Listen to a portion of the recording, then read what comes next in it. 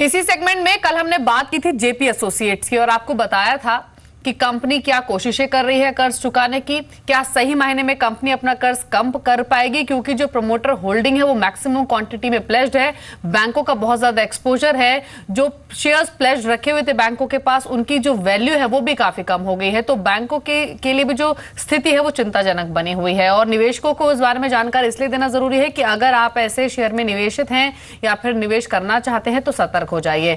आज एक और कंपनी पर हम बातचीत करेंगे जहां पर जो आउटलुक है वो ब्लीक नजर आ रहा है, कॉशियस आपको रहना है। सुमित मौजूद भी हैं। सुमित बताइए आज किस कंपनी के बारे में बात कर रहे हैं? शुक्रिया दीपाली। आज जो ग्रुप या फिर कंपनी चुन के लाए हैं उसमें एमटेक ऑटो की हम पर्टिकुलरली बात करेंगे।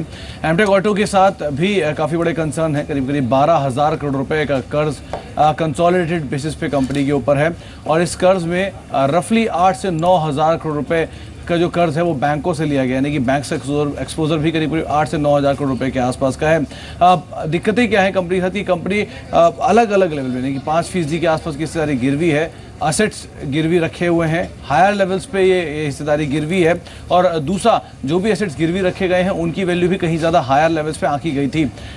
जिन बैंकों को एक्सपोजर है उसमें प्रोमिनेंट नाम कई बड़े बड़े बैंकों का, इसमें axis bank, Karur Vyasa bank जैसे भी हैं। इनफैक्ट LIC ऐसे जो बड़े निवेशक हैं उनका भी कंपनी एक्सपोजर है, उनकी भी करीब 530 करोड़ रुपए के आसपास का कर्ज उन्होंने भी एमटेक जैसी कंपनी को दे रखा है। तो ये उनके लिए भी बड़ा ट्रबल है। 49 रुपए के भाव के आसपास कंपनी की ज़्यादातर हिस्सेदारी प्लेज है। हालांकि हिस्सेदारी का बड़ा हिस्सा कंपनी ने मेन कंपनी यानी एमटेक में नहीं किया है, लेकिन अपनी ग्रुप कंपनी के अंदर इन्होंने ज्यादा हिस्सेदारी प्लेज कर रखी है।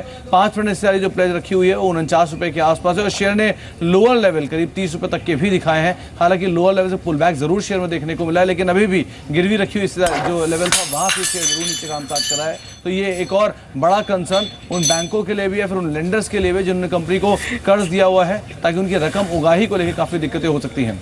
राइट सुमित, लेकिन ये भी जानना चाहेंगे कि हाल में काफी जो बड़े फंड हाउसेस जिनका ऑलरेडी यहाँ पर इन्वेस्टमेंट था एमटेक ऑटो में, जैसे कि जेपी मॉर्गन फंड हाउस की अगर बात करें, उन्होंने एग्जिट किया तो कहीं ना कहीं उनको भी यहाँ पर डेंजर आता हुआ नजर आ रहा था।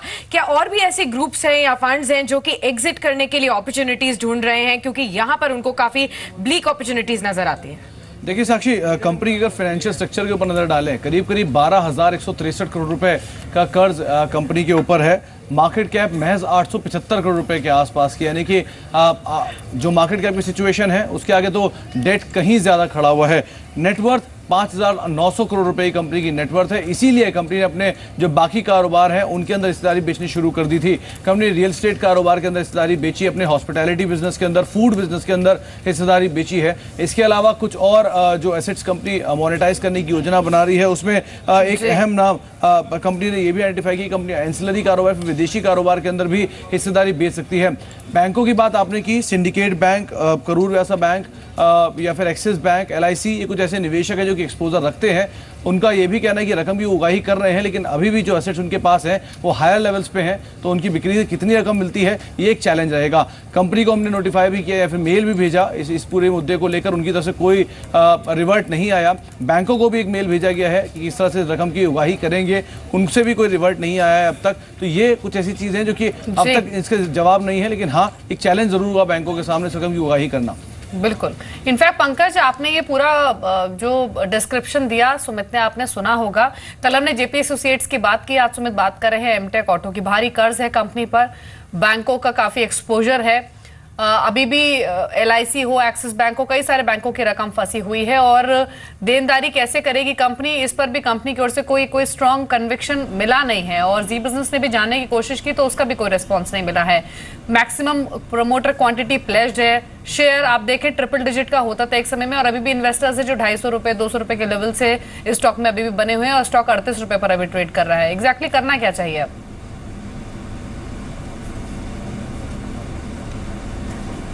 बिल्कुल दीपाली, आई थिंक ऐसे शेयरों से दूर रहना चाहिए और काफ़ी सीरियस कंसर्न्स है जिनकी एक और ग्रुप कंपनी है एमटेक इंडिया, जिसका नाम अब बदल के कैस्टेक्स टेक्नोलॉजी हो गया है, उसको लेके पिछले साल काफ़ी सीरियस कंसर्न्स थे। कॉर्पोरेट गवर्नेंस को लेके काफ़ी सीरियस कंसर्न्स थे और जिस तरह से पिछले 4-5 साल ने एमटेक ऑटो ने, जो इनकी फ्लैगशिप कंपनी है, यूरोप में एक्विजिशंस किए थे, I think that was one of the major reason जो इनका कर्ज काफ़ी बढ़ गया था। और उसके बाद जो यूरोप में एक स्लो डाउन देखा, I think that acted as a negative trigger.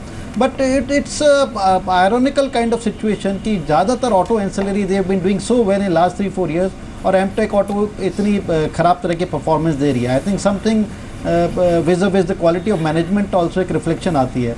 Fundamentals काफ़ी पुअर रहेंगे। टेक्निकली हम देखें छोटे मोटे बाउंस बैक दोनों शेयर्स ने दिए हैं पिछले दिनों में, बट आई थिंक बहुत ज़्यादा मीनिंग नहीं रखते। So all in all I think जो लोग सोच रहे हैं कि शेयर बहुत सस्ता हो गया है, कि whether we should get in to stock like this, I think it's better to avoid that 5 to 10% of appreciation, that short-term appreciation, and stay with the fundamentals. और मेरे को लगता है कि this is one of the avoidable stocks.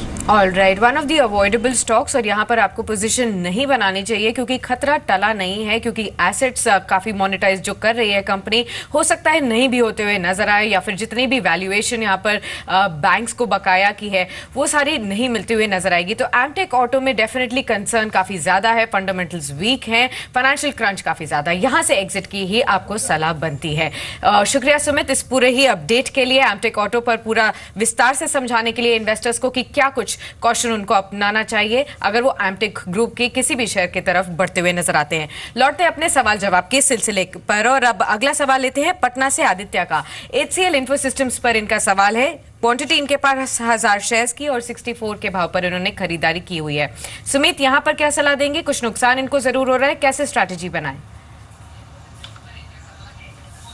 देखिए, stock को hold करके रख सकते हैं। ये स्टॉक के अंदर एक रेंज में हमको देखने को मिला है। ये स्टॉक ऊपर के अंदर एक 59-60 के आसपास एक रेजिस्टेंस लेता है, और नीचे में ये स्टॉक 35-38 के बाद सपोर्ट लेता है। अभी ये 42 के आसपास स्टॉक चल रहा है। आई थिंक ये स्टॉक को अगर थोड़ा सा ये समय दे देंगे, और इस बार अगर स्टॉक 50 के ऊपर सस्टेन करना स्टार्ट हो जाता है, तो ये स्टॉक के अंदर इनको वापस इनके भाव मिल जाएंगे 64-65 के लेवल्स के आसपास। फिलहाल होल्ड की सलाह रहेगी। अगर ये स्टॉक नीचे में 35 या 38 के नीचे क्लोज देना स्टार्ट होगा, तो इसमें मंदी देखने को मिलेगी और इसमें मंदी का ट्रेंड स्टार्ट हो जाएगा। जब तक ये वो लेवल्स ब्रेक नहीं करता, तब तक स्टॉक को होल्ड करके चले। ऊपर में जैसे ही 50 का लेवल ब्रेक करेगा, तो इनको इनके भाव मिलने के चांसेस बहुत ज्यादा है। टाइम थोड़ा ज्यादा देना पड़ेगा, बट स्टॉक को होल्ड करके चल सकते हैं।